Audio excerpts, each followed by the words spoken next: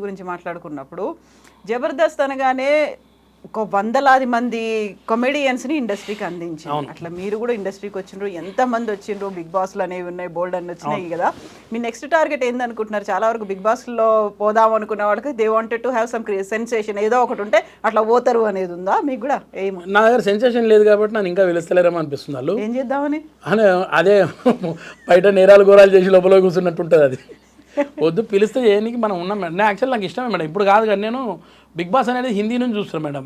మా ఇంట్లో అంతా ఎక్కువ స్టార్టింగ్ నుంచి హిందీ ఛానల్స్ ఎక్కువ చూస్తాం మేము. ఫస్ట్ అర్షద్ వార్సీ ఉన్నాడు ఇప్పుడు, అదే మున్నాబాయ్ ఎంబీబీఎస్, అతను ఫస్ట్ బిగ్ బాస్కి. అతని తర్వాత అమితాబ్ బచ్చన్ గారు అనుకుంటాను, నాకు కొంచెం డౌట్ ఉంది. అమితాబ్ బచ్చన్ గారు, తర్వాత సల్మాన్ ఖాన్, ఇవన్నీ ఎపిసోడ్లు చూసాం మేము హిందీలో. మేము ఎప్పుడో, ఇప్పుడు మన దగ్గర వస్తుంది 7 ఎపిసోడ్స్ తెలుగు చూసాం మనం ఈ మధ్య. నాకు అప్పటి నుంచి కూడా ఉంటుండే పోతే బాగుంటుంది, కానీ వాళ్ళు పిలుస్తారో విలువ తెలియదు, కానీ వాళ్ళు ఏమనుకుంటే ముసలాడు అనుకోని పిలుస్తలేరేమో నాకు అనిపించింది. అట్లా ఎక్స్పెరిమెంట్స్ అనేవి తమిళ్లో బాగా చేసిండ్రు కదా, చాలా పెద్దవాళ్ళని ఏజ్డ్ వాళ్ళని కూడా తీసుకున్నారు కదా. అట్లా అంటే మన వాళ్ళు కూడా తీసుకుంటే బాగుంటుంది, వీళ్ళు కూడా చూడాలి, కొన్ని తమిళ్ చూడాలి, మరి అదే కంపెనీ కదా. అదే కదా, డిఫరెంట్ అన్ని అందరూ యంగ్స్టర్స్ ఇన్ఫ్లుయెన్షియర్స్ వాళ్ళే ఎందుకు కదా మేడం. ఎప్పటిదాకా అయితే ఇప్పుడు మీరు ఇంటర్వ్యూ పిలిచారు నన్ను, నేనేం మాట్లాడుతాను, నాకు కొంచెం నర్వస్నెస్ ఉంది. ఎందుకంటే మంచి ఛానల్ మనది, ఐ డ్రీమ్లో చాలా పెద్ద వాళ్ళని ఇంటర్వ్యూలు చేస్తారు, చాలా గొప్ప వాళ్ళని చేస్తుంటారు. మీరు అడిగే క్వశ్చన్స్ అందరిలాగా ఉండవు, ఒక మంచి పద్ధతి గల ఛానల్. నాకు భయం అవుతుంది, నేను 1.5 year అయింది ఇంటర్వ్యూస్ చేసి, కొంచెం నర్వస్నెస్ తోటి వచ్చి కూర్చున్నా. మీకు కూడా ఉంటుంది, నవీన్ ఏం మాట్లాడుతుండొచ్చు అని తెలియదు కదా. ఇంకోటి చెప్పనా, నేను ఇప్పటిదాకా నేను ఒక్క ఎపిసోడ్ చూడలేదు జబర్దస్త్. మరి అట్లాంటప్పుడు నేను నవీన్తో ఏం మాట్లాడతానే నాకు కూడా ఉంటుంది కదా. ఏం మాట్లాడతాం, అరగంట మాట్లాడుకోవాలంటే ఏముంటుంది అందులో, అంతేగా మేడం. సో అది ఒకటి సామెత ఉంటుంది, don't judge by seeing book ఏదో అంటారు. లుక్స్ ఒకసారి నన్ను పంపితే నేను ఏం చేస్తాను అనేది నాకు తెలుసు మేడం, లోపల అది నాకు తెలుసు. వాళ్ళు ఏమనుకుంటారంటే ఏం చేస్తలే, మా కామన్ పర్సనే అనుకుంటారు. అది ఒక్కోసారి నన్ను కూడా పెడితే నేను ఏం చేస్తాను నేను చూపెడతా అప్పుడు, అదనమాట. అది లోపల ఏముంది మనకు తెలుసు. ఇప్పుడు చూడు మన ఇంటర్వ్యూ కూడా బ్రహ్మాండంగా జరుగుతుంది. నాకు మీకు కాన్ఫిడెన్స్ వచ్చింది, మీ మీద నాకు కాన్ఫిడెన్స్ వచ్చింది, అంతే కదా. అసలు ఏ ఎపిసోడ్ చూడకపోయినా అసలు అంటే ఒక్క ఎపిసోడ్ చూడలేదట్రా బాయ్ అనేది అనిపించలేదు కదా మేడం. అది కాదు కదా మనకు కావాల్సింది. జబర్దస్త్ గురించి మాట్లాడి జబర్దస్త్ చూడాల్సిన అవసరం లేదు, ఆ మనిషి నుండిగా ముంగట చెప్పడానికి. అయితే ఇప్పుడు జబర్దస్త్ గురించి నేను ఒక్క ఎపిసోడ్ చూడలేదు, కాకుంటే చాలా విన్నది ఏంటంటే దాని చుట్టూ బోల్డ్ అని కాంట్రవర్సీస్ ఉంటాయి, వాదాలు ఉంటాయి, వివాదాలు ఉంటాయి, ఆ కామెడీ పేరుతో జరిగేటువంటి అరాచకాలు అనేవి కనిపిస్తుంటాయి అనేది. చాలా వరకు ఇప్పుడు అవుతున్నటువంటి ఇష్యూస్లో సోషల్ మీడియా ఏదన్నా ఎవడన్నా బూతులు మాట్లాడిండు, బాడీ షేమింగ్ చేసిండు, డార్క్ కామెడీ అన్నాడంటే జబర్దస్త్లో లేవా? డార్క్ కామెడీ ఉండదు జబర్దస్త్లో, కాకు బాడీ షేమింగ్ ఉంటుంది కదా. బాడీ షేమింగ్ అంటే ట్రెండింగ్ నడుస్తుంది మేడం, ప్రస్తుతానికి ఉన్న ట్రెండింగ్ లో అది. కానీ ఇక్కడ అరాచకాలు కూడా ఉండవు జబర్దస్త్లో. ఇక అట్లా పుట్టిస్తారు అనుకోండి జబర్దస్త్ మీద ఉన్న.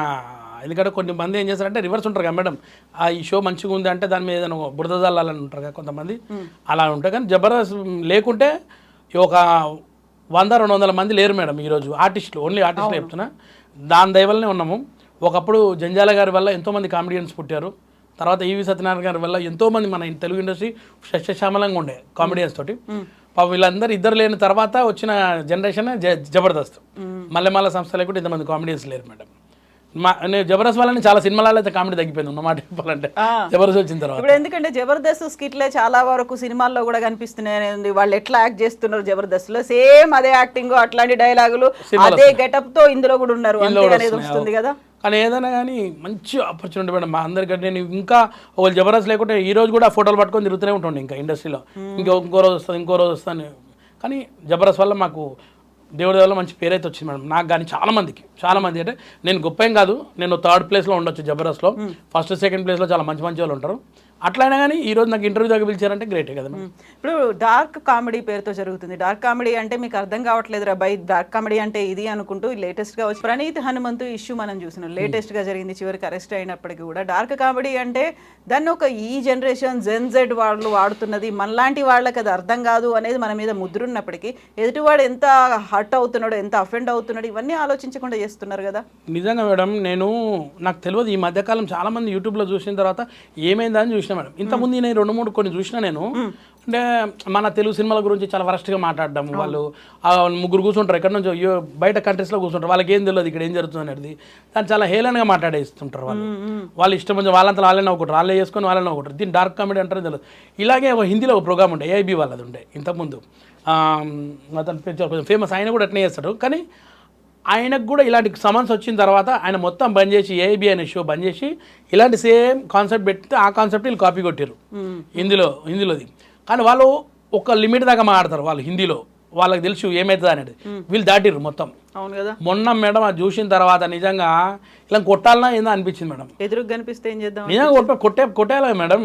ఏంది వరస్ట్ ఫెలోస్, అంత పెద్ద నాలెడ్జ్ ఉన్నోళ్ళగా మాట్లాడి అంత గలీజ్ కదా మాట.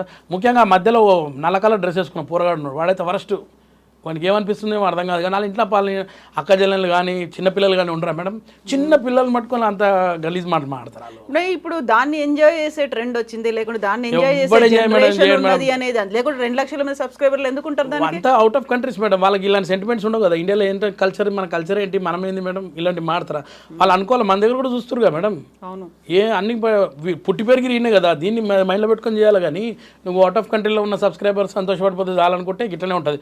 ఒక్కటే పోయిందిగా ఉన్న వాల్యూ అంతా, ఉన్న ఇజ్జత్ అంతా పోయిందిగా వాడిది. వాడు ఎన్నో ఇంకా వాడికి సినిమాలో చేసిండు, మన తెలుగు సినిమాలను తిడతారు వీళ్ళు, వీళ్ళకే ఇస్తారు వేషాలు కూడా. ఎవరైతే తిడతారో వాళ్ళకే ఇస్తారు. ఈ స్ట్రగ్లర్స్కి పట్టించుకోరు ఎవరు కూడా. ట్రెండింగ్లో కదా మేడం వాళ్ళంతా. అదే నేను అనేది. ఇప్పుడు ఒక ఇన్ఫ్లుయెన్షియర్స్ పేరుతో వచ్చినది, ఇప్పుడు షోస్ చేసిండ్రు, లేకుంటే ఇట్లాంటి ఈవెంట్స్ చేసిండ్రు, ఇంకోటి ఏదో యూట్యూబ్ పెట్టుకుని వాళ్ళు చేసిండ్రు. వాళ్ళు ఏంటంటే జనాల్లో ఎక్కువ నానుతున్నారు, అరే భయ్ ఇన్ని పెట్టుకుంటే మనకి ఇంకెక్కువ వ్యూస్ వస్తాయేమో అనేది, పాపులారిటీ వస్తుంది చూస్తారు. కానీ అసలు లోపల కంటెంట్ చూస్తలేదు. చూడు ఇప్పుడు బయటపడ్డాడు. ఇప్పుడు మేము ఎందుకు పెట్టుకున్నాం రాబాయ్, ఇప్పుడు ప్రొడక్షన్ హౌస్ చెప్తుంది అది. అవును కదా. మరి అది బ్యాడ్ రిమార్క్ అనేది ఉండిపోతుంది కదా. బ్యాడ్ రిమార్కే కదా. ఆ సినిమా కూడా చూడరు ఎవరు కూడా. ఖచ్చితంగా ఇప్పుడు మనకి సినిమాల్లో ఎవరు కావాలనేది చూడాలి, ఆ తర్వాత షోస్లో ఎవరున్నారు ఏంటిది అనేది. జస్ట్ వాళ్ళకి పర్ఫార్మెన్స్ బాగుందా, వాళ్ళకి టాలెంట్ ఉందా, ఇది కాదు కదా, క్యారెక్టర్ ఏముంది అనేది కూడా చూసుకోవాలి కదా. అవి చూడరు మేడం. వాడికి ఆ రోజు ఎంతమంది సబ్స్క్రైబర్స్ వచ్చారు, ఎన్ని వ్యూస్ పోయినాయి, అవి వింటే సరిపోయింది. ఇప్పుడున్న ట్రెండింగ్ అది నడుస్తుంది. అది వేస్ట్ మేడం. ఎంతైనా కానీ ఇప్పుడు పెద్ద పెద్ద యాక్టర్లు మన వాళ్ళు ఎంతమంది ఉన్నారు మేడం, వాళ్ళు ఎట్లా ఇన్ని రోజుల దాకా వచ్చారు. టాలెంట్ పోయిందే కదా మేడం. ఆ టాలెంట్ లేకుంటే ఇట్లే ఉంటుంది. టాలెంట్ లేకుంటే ఇంతే, అయిపోయి క్లోజ్, వాళ్ళ లోపల వెళ్ళిపోయినట్టే కదా. ఇప్పుడు బిగ్ బాస్ మీద కూడా ఇట్లాంటిదే వస్తుంటుంది కదా, చాలా వరకు దాన్ని నిషేధించాలి, లేదు బ్యాన్ చేయాలి, డే టైంలో మీరు చూపిస్తున్నారు, అర్ధరాత్రి చూపించుకునే షోస్ లాగా ఇది కూడా వేసుకుంటే బాగుండేదని కోర్టుల దాకా వెళ్ళిన వాళ్ళు ఉన్నారు కదా, దానికి ఏం చెప్తారు మీరు? బిగ్ బాస్లో మేడం కొన్ని లిమిట్స్ ఉన్నాయి కదా మేడం, వాళ్ళు చెప్పి పంపిస్తుండొచ్చు. ఇలాంటి తప్పుడు మాటలు కానీ ఎడిటింగ్లో వస్తాయి. ఒకవేళ మనం ఓటీటీలో లైవ్లో ఉన్నది కాబట్టి అది కూడా ఎడిటింగ్ అవుతుంది లేక, అది కూడా తెలిసిపోతుంది. 24 గంటలది మనకు గంట సేపు వస్తుంది కాబట్టి ఎడిటింగ్ అయి వస్తుంది. సేమ్ బిగ్ బాస్ హిందీలో కానీ వాటిలో వాళ్ళ హద్దులు దాటిరు వాళ్ళు కూడా, వాళ్ళకు ఉంటుంది హిందీలో. కానీ అది మొత్తం ఇండియా లెవెల్లో ఉంది కాబట్టి దాన్ని ఏం చేయలేకపోతుండొచ్చు వాళ్ళు. కానీ మన తెలుగులో అయితే ప్రస్తుతానికి అయితే రాలేదు. ఈసారి మనం ఇంకా కొత్తగా ఏమైనా ఎలివేట్ చేద్దామని అట్లా చేస్తే మాత్రం సేమ్ ఇట్నే ఉంటుంది, సెన్సేషన్ చేద్దాం. అయితే మీరు 98లో వచ్చిండ్రు ఇండస్ట్రీ. 98 అంటే ఇండస్ట్రీలో ఇప్పుడు తెలంగాణ నుంచి వచ్చిన వాళ్ళకి ఆఫర్స్ చాలా తక్కువ ఉండేది. ఏమన్నా ఉంటే కమెడియన్ లేకపోతే విలన్, అంతే కదా. కామెడియన్ ఎక్కడ మేడం? కమెడియన్ కూడా లేదు. అంటే ఇప్పుడు పక్క తెలంగాణ పోరగానే అందరు కామెడియన్స్ తయారైపోయారు. ప్రతి సినిమాలో కూడా తెలంగాణ ఉంది ఇప్పుడైతే. అప్పుడు లేదు కదా మేడం. ఒకటి విలన్ బ్యాచ్కే అవి కూడా తెలంగాణ 2 డైలాగులు ఉన్నాయి.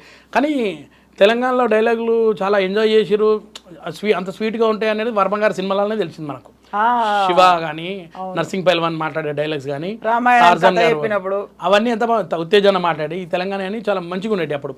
ఆ తర్వాత మారింది. అంత బిఫోర్ అయితే అంత కనపడలేదు మేడం. ఒట్టి హెంచ్మెన్స్ రౌడీలకే ఉండేవి డైలాగులు. అప్పుడు మేము కూడా వచ్చినప్పుడు కూడా నా డైలాగ్స్ వీళ్ళకి అర్థం కాకపోతుండే, తెలంగాణ మాట్లాడుతుండే పక్క. ఇక కానీ నా లక్ ఏంటంటే మేడం, నాకు ఇచ్చిన వాళ్ళందరూ ఆంధ్ర వాళ్ళే, మంచి మంచి క్యారెక్టర్లు ఇచ్చిన వాళ్ళందరూ కూడా. కాకుండా స్ట్రగుల్స్ అనేవి చాలా పడ్డామని చెప్పిన వివి వినాయక్ గారు అసలు నాకు సంబంధమే లేదు సార్. ఆ సారు అన్ని సినిమాలు చేసిన, ఆది ఫ్రెండ్స్ క్యారెక్టర్లు అప్పుడు అన్నీ తీసుకొని ఇచ్చాడు. అటు నాగేశ్వర రెడ్డి గారు, కొంతమంది ఉన్నారు మేడం అప్పుడు మంచిగా. సురేందర్ రెడ్డి గారు అయితే ఇక చెప్పనవసరం లేదు, నన్ను తీసుకొచ్చిన ఆయన ఉన్నాడు. ఇంకా చాలామంది మేడం డైరెక్టర్స్ అప్పుడు ఇచ్చారు నాకు. ఇప్పుడు మీరు, మీ ఆవిడ, మీరేమో టాలీవుడ్, మీ ఆవిడేమో బాలీవుడ్. బాలీవుడే అంటారు వాటిని, హిందీ సినిమాల్ని బాలీవుడ్ అనుకుంటే ఏమంటారు చెప్పండి? కరెక్ట్. కానీ అప్పట్లో బాలీవుడ్ గొప్ప, కానీ ఇప్పుడు లేదు మేడం. కాదు. అయితే మీరు ఇద్దరు ఈ 2 ఇండస్ట్రీలో ఉన్న తర్వాత పిల్లలకి ఆబ్వియస్ గా అరే అనే ఒక ఫీల్ ఉంటుంది కదా, అటు పోతే బాగుండేదేమో. వాళ్ళకా?